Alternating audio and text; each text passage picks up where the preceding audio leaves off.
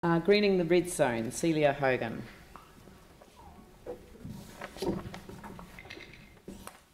Hello. We're not Celia Hogan. She's away today. Okay. So who are we? Simone Reddington and Tanya Dudden. We're also on the Greening the Red Zone committee. Thank you. Right.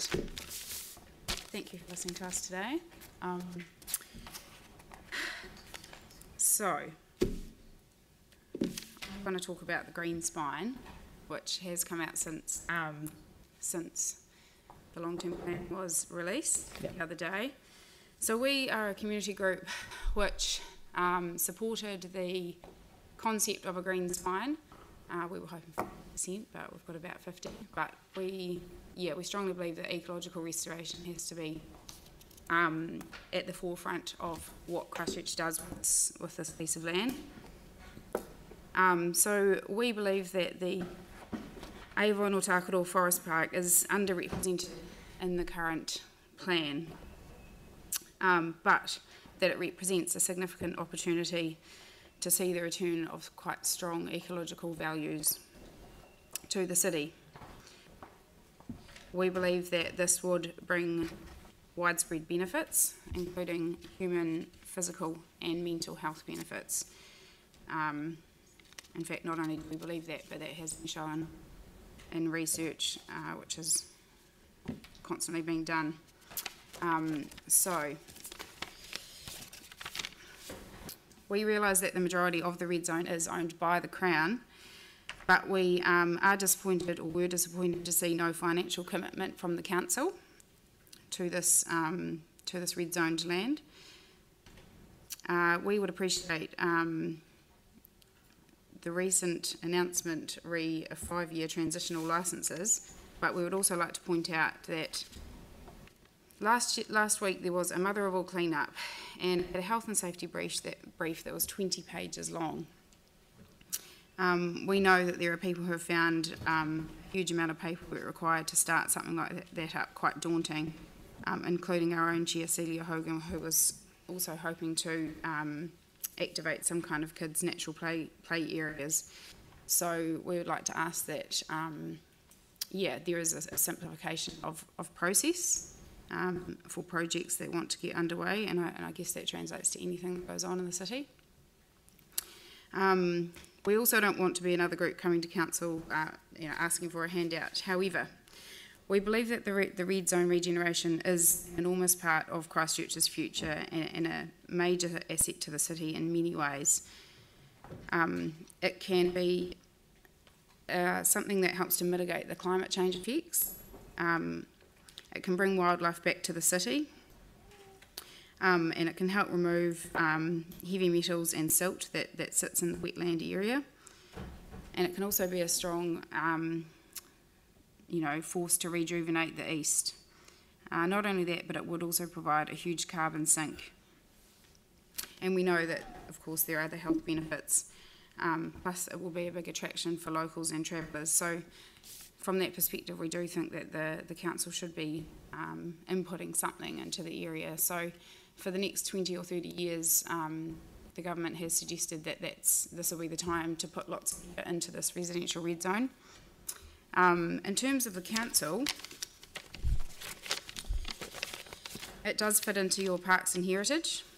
So we propose that the council spend more money from parks and heritage and put some of that into the red zone land. At the moment there is a maintenance budget for it, and we also believe that the council is the kind of entity that pays the contractors who do the current maintenance and spraying. So one of our kind of gripes at this point in time is, now that the green spine has been announced, we would like to see some kind of short-term focus on the council supporting that, in terms of, at the moment we've got contractors who are spraying, so we'd like to see a more targeted approach in terms of the weed removal. We have, where's our weeds? We have certain weeds in there like grey willow and cotton easter, and sycamores that are sort of having their way and sprouting up. So we'd like to see a bit more of a targeted approach in the short term at the very least, but also in the long term to help it become a native habitat. There are many other factors or other things that this would feed into. The government's proposed a Zero Carbon Act, so having, not sure the amount of hectares that the red zone is, but 600 hectares of mostly regenerating diverse native forest and wetlands. This is going to help offset carbon. The Auckland City Council has actually made a point to plant 1 million trees to go towards the 2030 climate change target.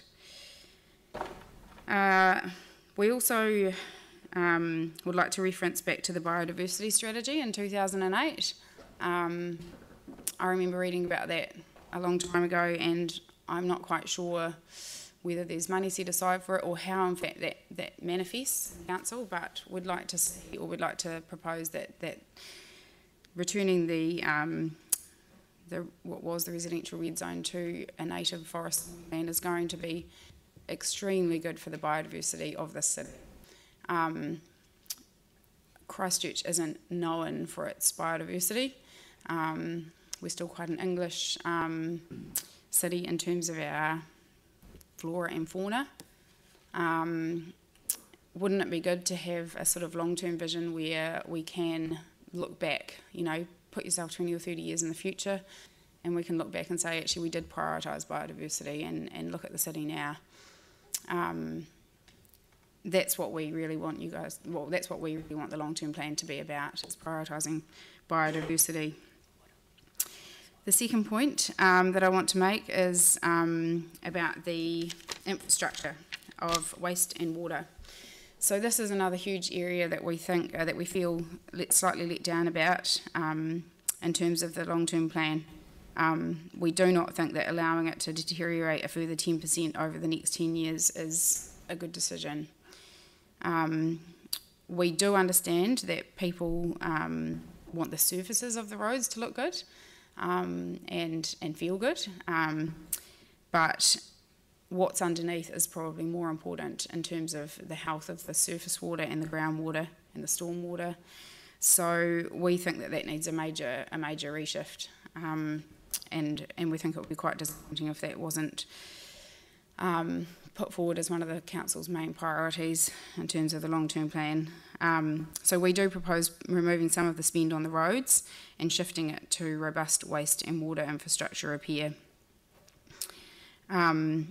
Water is obviously quite topical in Christchurch at the moment with the recent chlorination. I don't think anybody would mind right now if you said that you were going to spend more money on keeping the water clean, the top surface water clean. I do think, though, that what the council does need to be communicated very well to people. If you are going to take the money out of top roading, then you do need to communicate that very clearly. Obviously, the top roading is what people see, so that's what people are going to, get annoyed about. So yeah, so that's what. So we feel quite strongly about that. I hope that I'm getting that across. The other thing is, I don't know if you've all heard about the Waitakere Eco Sanctuary proposed by Colin Merck. He has proposed basically an extension of Travis Wetland and to have that as a predator-proof zone. We support this idea quite strongly. Christchurch is in fact one of the only places that doesn't have a large area like this, and look how important Riccarton Bush is to people. This is something that people really need. So okay, so so wetlands are huge in Christchurch, as we know, and I think that we need to prioritise those kind of things. So Tanya would like to speak about lighting, which also feeds into But one of ours, we have a subcommittee called the Red Zone Dark Sky Park, and originally that was just to be an exemplar to show what good lighting can do in a city. Of course, the red zone, the delays in the red zone means that we can't be an exemplar, but when we realised that the LED rollout was happening over the city, we sort of sidetracked into that. So what we want to do is just say that the 4,000K LEDs that are currently proposed for the refit are not suitable environmentally or health-wise for humans either, and the ecological sort of slant of that, saying that they're cheaper and use less energy and therefore are green, is kind of incorrect when the bluish light they give out has all these negative health impacts and negative environmental impacts. We're really glad to see that the NCTA has extended the period where you guys can actually get information about that. And there is the amazing Dunedin Dark Skies group, and they are putting together a big proposal to send around all the councils that will have all the information. We support the use of 2700K fully shielded amber colour LEDs for the city, and they are available. And we also support for the Red Zone Dark Sky Park, when they do become available later this year, the 2200K fully shielded. So I'm going to 10 seconds left. If there's any questions. I'm not going to take 10-second questions, but look, thank you. And I've made a note of your submission because you're not the only one to raise the LED lights, but you're the first to actually present a person on it. So we'll obviously have to do some work on the on that issue. That stuff is all coming. Great. Well, look, thank you very much for your submission. It's much appreciated.